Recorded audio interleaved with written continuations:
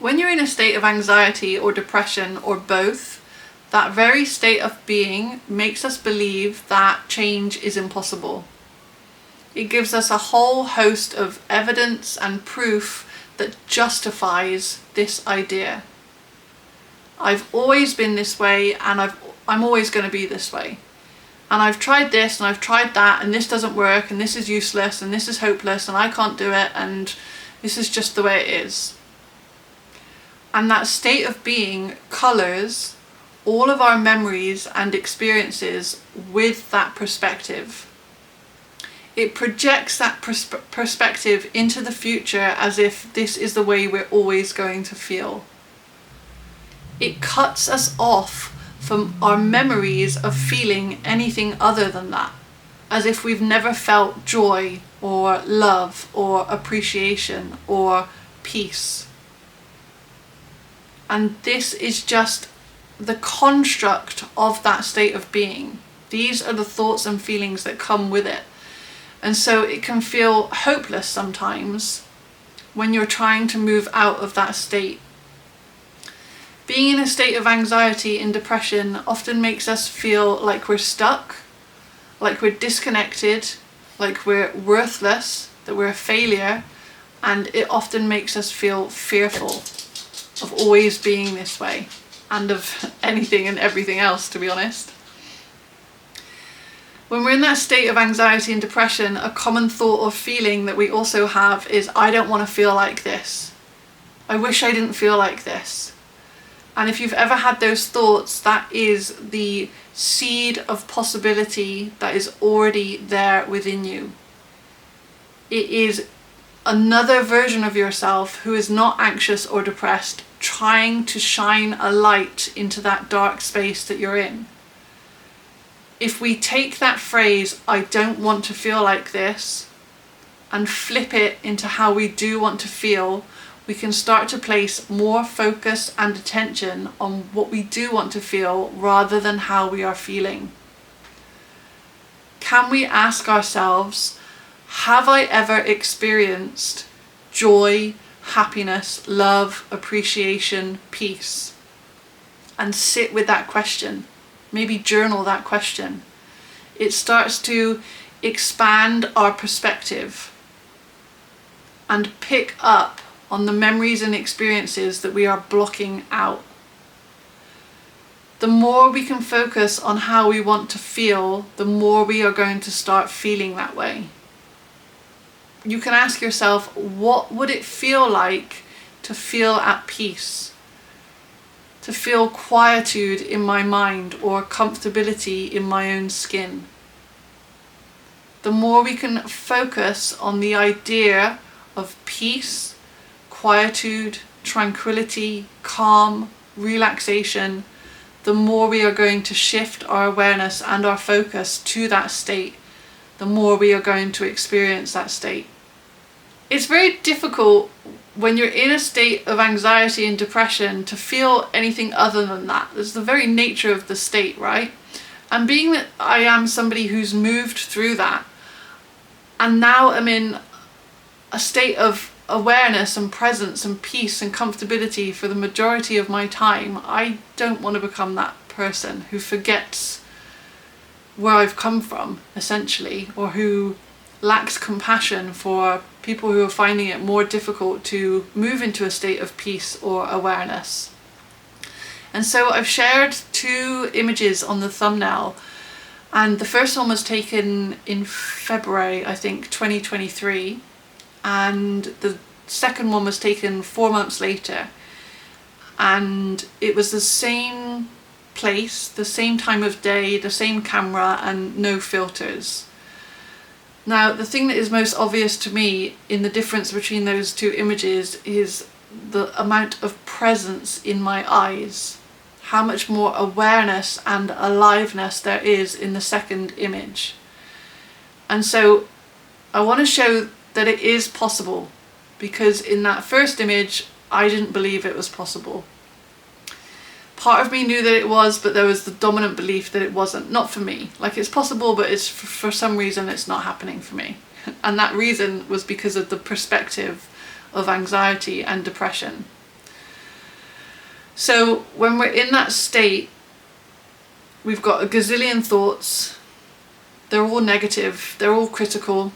We're often feeling stuck, disconnected, unworthy, like we're a failure, and we have a lot of fear about the future, about everything. We have a lot of fear and anxiety about everything, right? And so for me, I worked on 4 levels: the physical level, the mental level, the emotional level, and the spiritual level. And just to be clear, there was a lot less depression in that second image of me, but for a large part, the anxiety was still there. So you can see a lot more presence in my eyes because the depression had lifted. Depression buries our presence. We're in our mind more than we're not. Even though I've always been a very deep thinker and a very deep feeler, you can't see that in that first image because it's buried under so much distortion and so much identification with being anxious or depressed. And so for anyone who needs a starting point, who isn't able to just quantum leap and spring into a different version of themselves at the click of a fingers, this is where I started. And for me, the most fundamental thing that I did was move my body. There's this sort of can't be botheredness with depression. That is the nature of stuckness, right? I don't want to see anyone, I don't want to go anywhere, I don't want to do anything. Just want to sit on my couch and watch Netflix. And so movement of the body, that same tension and stuckness that is in the mind, is also in the body, because the two are not separate. And so if we can move the body, we can start to dissolve some of the tension, and that creates more space in the mind. And this movement can be absolutely anything. For me, I've always loved sports and I've loved going to the gym. So that was an easy one for me to take up. I used to have a patient who had anxiety and she kept trying to go to the gym, but she didn't like it. And I was like, well, just find something else. If you don't like the movement that you're going to do, there's very little chance that you're going to sustain it, because you need to find some enjoyment in it as well, some kind of satisfaction within it. And so the movement can be anything: dancing, walking, cycling, rock climbing, surfing, skating. Literally any kind of movement is going to help. And also, when you're moving the body, especially in some kind of activity like I've just mentioned, there's also a focus of the mind. So within that time, you are clearing your mind and reorientating your focus and your attention onto the task at hand. And so we're creating space in the body with the movement, but we're also creating space in the mind because of that focus as well as the movement. As part of my movement, I was also doing neck and face exercises, because there's an awful lot of tension in my neck and face in the first image. So I'll list someone down in the description, the person that I used for that. And then I used a lot of mental affirmations. Again, this was something that I fell in and out of. My attention would be there 1 minute and then into the negativity and all the stuff the next. And so it's this case of constantly bringing yourself back. And every time you bring yourself back, to recognize that that's what you've done, rather than focusing on all the times that you're pulled away from what you're trying to do. Because that's just going to take you back into the anxiety and the depression and the failure and the I can't do it.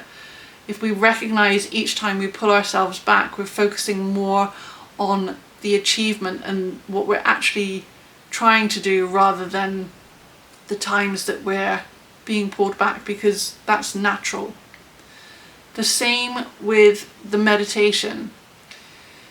I would think of a mantra or a phrase, or I would do guided meditations so that that busyness in my mind had a focal point.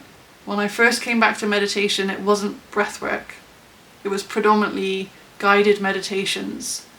I needed something to focus on, and for somebody else to be telling me what to focus on, to have that ability to do it. But again, there would still be points where my mind would wander. And again, it's that bringing back of the mind that we need to focus on, and not how many times it wanders.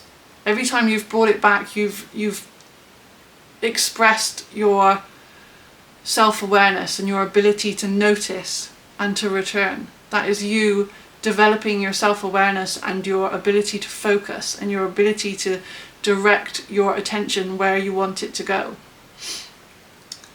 And then that created more space. So I've already created more space in my body, which has created more space in my mind. The affirmations and the meditation is creating even more space and even more focus. And so with that space, I have more self-awareness, so that when I am getting super anxious, when my heart's racing and my body's shaking and I'm just feeling panicked, I have more space to stay with it and to not act on it, or to not act on it. I don't retreat and I don't move forward. I can just stay exactly where I am. And so those were the 4 things that I kept coming back to: the body, the mental mind, the emotional mind, and the awareness, the spiritual aspect of our nature, if you like. Even though all 4 of those are all one thing, right? And I would bounce in and out of different states for a good chunk of time, until the peaceful state started to become the baseline over the anxious and depressed state. And then going back to what I said at the beginning, this focus on what it would feel like to feel peaceful. And I would have these phases of absolute peace, of complete softness and quietude in the mind and body. Just awareness, being aware of the space that I was in, of me taking up space. And the very nature of this process just creates more and more space. The density that we experience in anxiety and depression is immense. I mean, you can see it in the image. And so the more space we can create, the more space, the more space, the more space we experience. So I hope this was helpful.